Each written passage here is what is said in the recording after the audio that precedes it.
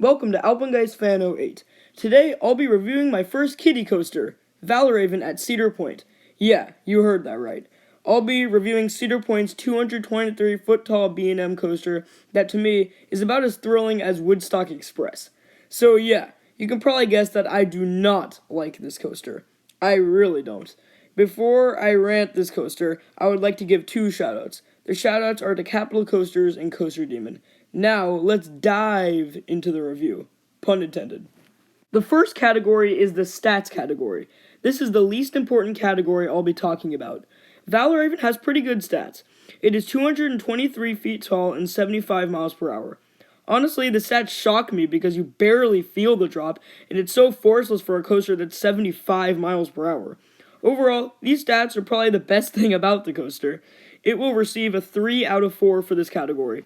Next up, we have a category where this coaster should do very well in, but it fails in. This category is the drop category. This massive 90-degree, 214-foot-tall drop looks so intimidating.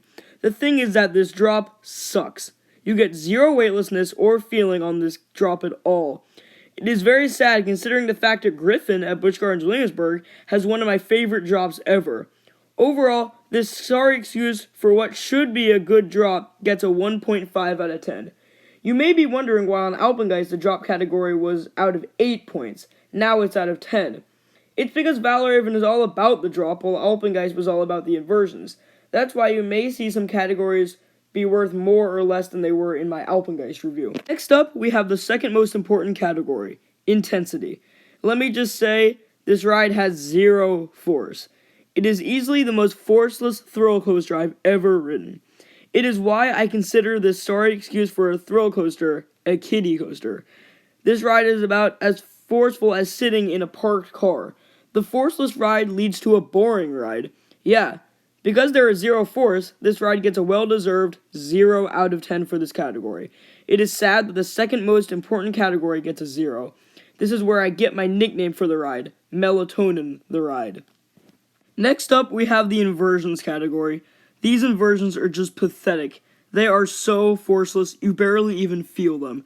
They are the most forceless inversions I've ever experienced. These inversions cannot save the already abysmal ride. They get a 2 out of 8. Next up, we have the Airtime category. You may be wondering why I am adding an Airtime category when these dives aren't made for the Airtime. I'm adding this category because Griffin at Busch Gardens Williamsburg has some great airtime. Valravn, on the other hand, has about as much airtime as being in a straitjacket. There is a main reason why this coaster has no airtime that we will get to soon. Overall, Valravn gets a 0 out of 8 for this category. Finally, we have a category that Valravn is actually above average in, location. It is in a good location. The thing is that for the park, it's in a pretty weak location, so I can't give it too high of a score. It gets a 3.75 out of 7 for this category. Now we have another category that you may be questioning, hang time. The only reason why I'm adding a hang time category is just because I hear people saying that this coaster has good hang time. And what I say is that no, it does not. I don't even get how you can get hang time on this coaster. It gets a 0 out of 5 for this category. Next up, we have the fun factor category. And let me just say, this coaster isn't fun at all. It is easily the most boring thrill coaster I've ever ridden. Literally, Woodstock Express in the park is honestly just as fun as this coaster. Valravn is just so boring. It makes you want to fall asleep. It gets a 0.25 out of 10 for this category, and I think that score is honestly way too fair for this coaster. Now we have the theming.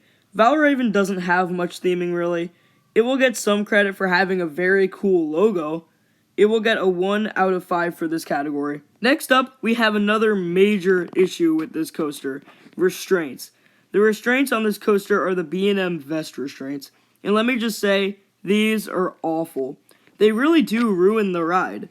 If this ride had the traditional B&M over-the-shoulder restraints, this coaster would be so much better, especially because of a category we will get to soon.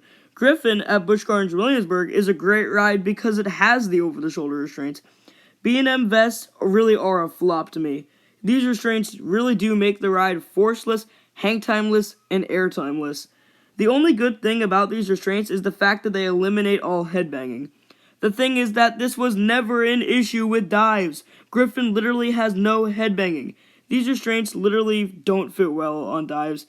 They get a 1.5 out of 8 for this category, which I think is very generous considering how much they do ruin the ride. Next up, we have the Smoothness category. I will say that this is definitely where Valravn actually succeeds. It is pretty smooth. It does have a slight rattle, which is stronger than the one on Griffin, but it certainly isn't rough. All B&Ms have a slight rattle. It gets an 8.75 out of 9 for this category. Next up, we have the layout category, and this is where Valravn is above averaging for being a dive. The layout isn't bad. The first half is just the same as pretty much all dives, and the second half is actually unique. I wish it had a splashdown, but it's fine. It'll get a 5.5 out of 10 for this category. Now we have the overall score. It gets a 28.75 out of 94. When we base this on a factor of 10, it gets a 3 out of 10. That is a very bad score. However, that score is legendary compared to my personal score. For my personal score, Valravn gets a 1.3 out of 10. This is currently my 58th favorite coaster out of the 62 credits I have. This is my second least favorite thrill coaster I've ridden, and it is truly awful. I think it's fitting that this was my second review, since number 2 is another term for poop. However, I will say that you shouldn't take this video too seriously. It was mostly a joke. I really do hate this coaster, but I did go overboard. If you love this coaster, it's fine with me, even though I disagree strongly. I hope you enjoyed the video. Give me more suggestions. For now, AlpenGuysFan08, out.